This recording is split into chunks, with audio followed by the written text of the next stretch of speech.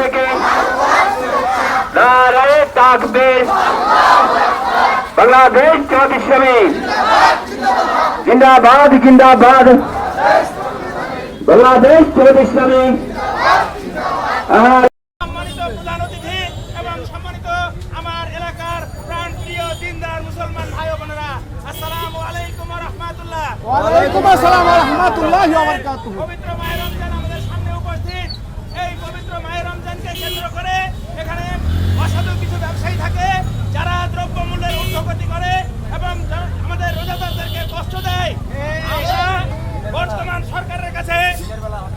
আমরা বর্তমান সরকারের কাছে বিনীতভাবে অনুরোধ করছি, দ্রব্য মূল্য যেন নিয়ন্ত্রণে থাকে, আমাদের রোজাদাররা যেন কোনোভাবে কষ্ট না পায়।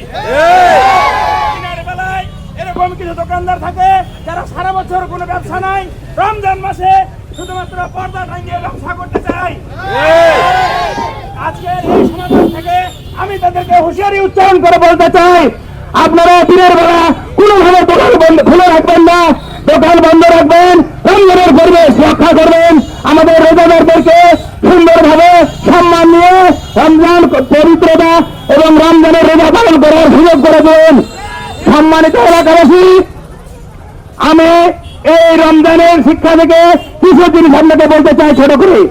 রমজান আমাদের মহা পবিত্র